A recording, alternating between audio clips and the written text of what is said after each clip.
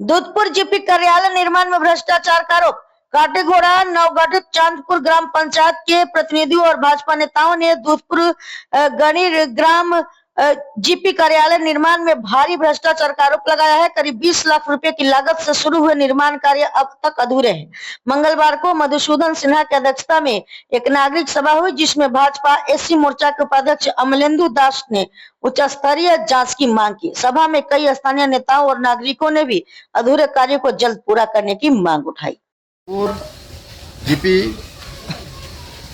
नतून भावे गठन हुआ नतून परिधि निये चांदपुर जीपीते যে জিপি অফিস বিগত দিনে নির্মাণ হয়েছে অর্ধ নির্মাণ হয়েছে। আর এই জিপি অফিসটি নির্মাণ হয়েছে তার আগে দুধপুর জিপি ছিল সেটা কাঠিগড়া উন্নয়ন খণ্ডের অধীনে ছিল।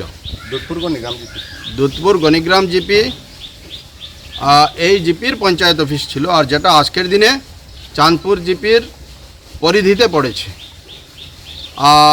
এই জিপিতে দুর্নীতি অনেক হয়েছে, দুর্নীতির অভিযোগ আছে এবং বিজেপি কার্যকর্তা তথা এখানে স্থানীয় ব্যক্তিবর্গ যারা আছেন, সরকার এবং দলের প্রতি বিশ্বাস আছে, তাদের আহ্বানে এসেছি এবং দেখেছি, পরিদর্শন করেছি।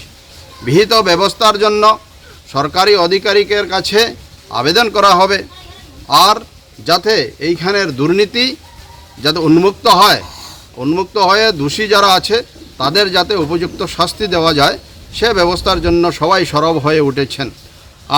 এইটো সঁচা কথা, দুর্নীতি বহুতখিনি হয়েছে।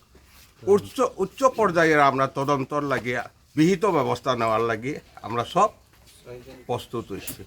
এর সঙ্গে নবনির্বাচিত আমরা যে চাঁদপুর জিপি ওইদ্য ডেলিমিটেশনের পরে চাঁদপুর জিপি আমরা দুধপুর গণিগ্রাম জিপির থেকে একটা পোর্শন গিয়া চাঁদপুর জিপি ডেলিমিটেশনের পর হয়েছে।